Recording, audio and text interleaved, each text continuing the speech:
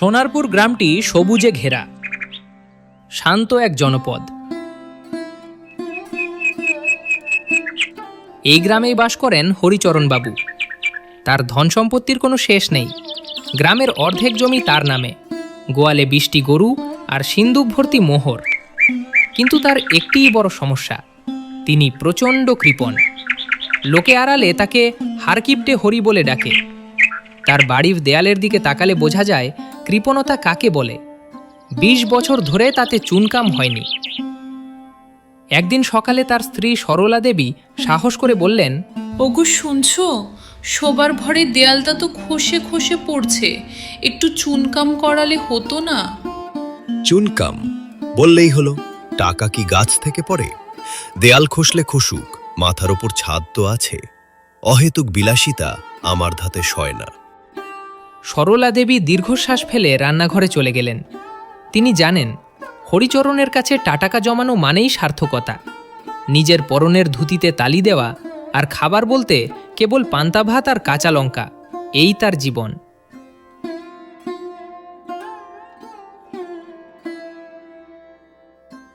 একদিন তপ্ত দুপুরে বাড়ির সদর দরজায় এসে দাঁড়ালেন এক বৃদ্ধ সন্ন্যাসী। বাবা হরিচরণ, বড্ড তৃষ্ণা পেয়েছে।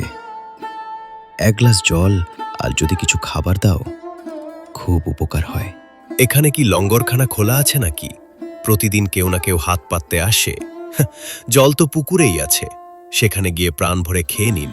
আর খাবার আমরা নিজেরাই তো আধপেটা খেয়ে থাকি, আপনাকে দেব কোথা থেকে? ধন থাকলেই ধনী হওয়া যায় না হরিচরণ। তোমার সিন্দুকের তালা তোমার মনের দরজাকেও আটকে দিয়েছে। মনে রেখো, প্রকৃতি বড় অদ্ভুত।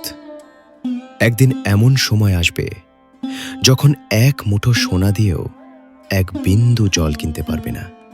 সন্ন্যাসী চলে গেলেন, কিন্তু তার সেই গম্ভীর কণ্ঠস্বর হরিচরণ বাবুর কানে অনেকক্ষণ ধরে প্রতিধ্বনিত হতে লাগল। কয়েক মাস পর প্রকৃতি যেন অভিশাপ নিয়ে এলো। গ্রামে এক ভয়াবহ খরা দেখা দিল। পুকুর শুকিয়ে কাদা, মাঠের ফসল রোদে পুড়ে খাক। চারদিকে কেবল ক্ষুধার্ত মানুষের হাহাকার।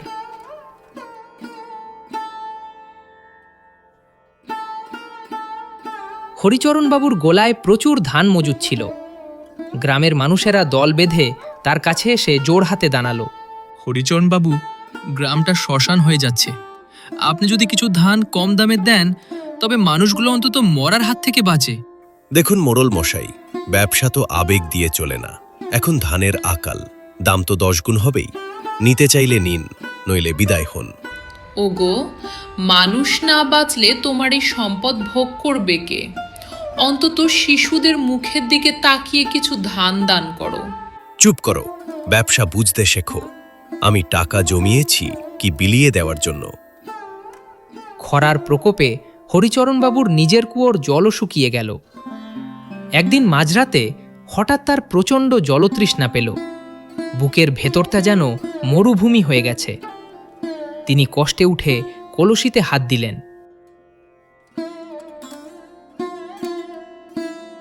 কিন্তু দেখলেন কলসি শূন্য।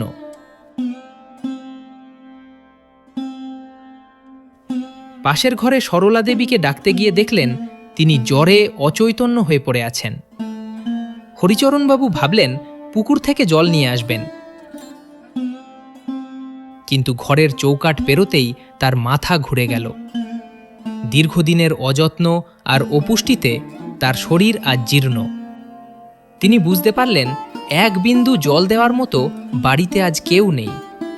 গ্রামের যে মানুষের সাথে তিনি নিষ্ঠুরতা করেছেন, তারা আজ কেউ তার পাশে নেই। তৃষ্ণার্ত অবস্থায় হরিচরণবাবু মেঝেতে লুটিয়ে পড়ে জ্ঞান হারালেন। স্বপ্নে তিনি নিজেকে দেখলেন এক বিশাল মরুভূমিতে। মাথার ওপর তপ্ত সূর্য, পায়ের নিচে জ্বলন্ত বালি। চারদিকে তার অগাধ সম্পদ, সোনার পাহাড়, হীরের স্তূপ। কিন্তু কোথাও 1 ফোঁটা জল নেই। দূরে দেখা গেল সেই সন্ন্যাসীকে। হরিচরণবাবুর যখন জ্ঞান ফিরল, তিনি দেখলেন তার ঠোঁটে কে যেন জল দিচ্ছে। চোখ মেলে দেখলেন সরলা দেবী। আমি বুঝতে পেরেছি সরলালা, আমার সিন্দুক ভর্তি টাকা আজ আমায় বাঁচাতে পারেনি, বাঁচিয়েছে তোমার দয়া আর এই সামান্য জল। পরদিন সকালে সোনারপুর গ্রামের মানুষ এক অবিশ্বাস্য দৃশ্য দেখল। ওরে তোরা আয়, যে যত পারিস ধান নিয়ে যা, বিনিময়ে কোনো টাকা লাগবে না। মানুষের প্রাণ আগে, ব্যবসা পরে। শুধু তাই নয়, তিনি নিজের খরচে গ্রামে 3টি বড় গভীর কুয়ো খনন করার কাজ শুরু করে দিলেন। ধীরে ধীরে গ্রামে সুদিন ফিরল। হরিচরণবাবু এখন আর তালি দেওয়া ধুতি পরেন না, তবে সাধারণ পোশাকেই তাকে বেশ উজ্জ্বল দেখায়। তার বাড়িতে এখন রোজ 10 জন অভুক্ত মানুষ পেট ভরে খেয়ে যায়।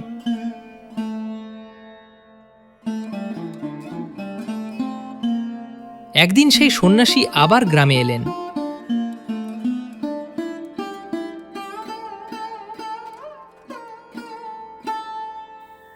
বাবা, আপনি ঠিকই বলেছিলেন, মোহর দিয়ে সুখ কেনা যায় না, শান্তি পাওয়া যায় অন্যের মুখে হাসি ফুটিয়ে। এখন তুমি সত্যিই ধনী হলে হরিচরণ। যে দান করতে জানে না, সে তো কেবল সম্পদের পাহারাদার।